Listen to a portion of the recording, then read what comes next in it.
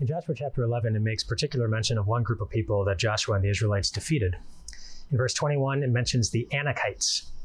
And you may not recognize that name, but the Anakites, you might remember that earlier, number of years earlier, Joshua had sent spies into the land to scout it out and to see what was there.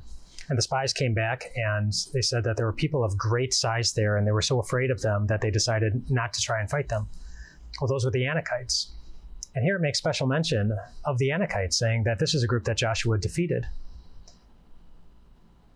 This was a group that was defeatable. Now, back when they saw them and they were intimidated by them, they were afraid of them, they didn't think so. And so they stepped away. And for however many years, they lived in fear of this enemy that they did not need to be afraid of because they were defeatable. Just like all the things that you are afraid of are. They're defeatable. Sadness, loss, discouragement, regret, troubles, sorrows.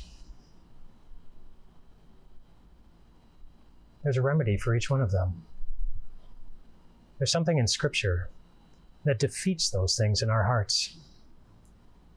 Over and over again and again, because those enemies come. They come over and over again and again, but you don't need to be afraid of them. You can find great promises of God, of how He fills our hearts with joy, of how He's guiding our lives, of how He's overseeing all things for our benefit, working all of history in the way that only God can, to make sure that your individual life is exactly where it needs to be and moving in exactly the direction He knows it needs to be going.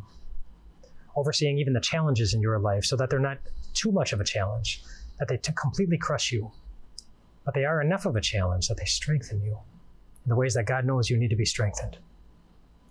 There are passages that teach those things all throughout Scripture of how God works in our lives, overseeing all the things that happen, even the difficult things, so that we don't need to be afraid of them. And then the big thing that people fear, the end. You don't need to fear that either. Jesus was the first who came out of the grave, so that we could be the second, and the third, and the fourth, and the fifth, and the sixth, and see our loved ones again with bodies that will never break, never get sick, with hearts that will never again feel discouraged or guilty, but just perfect. One day, inside and out, body and soul, you will be perfect. Which means that everything that we're afraid of here, it will have been defeated.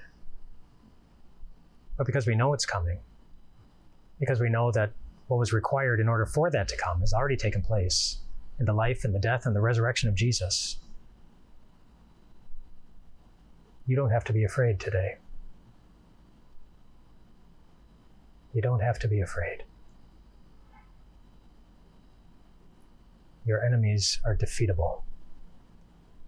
Your enemies are defeated. Rest well tonight, my friends.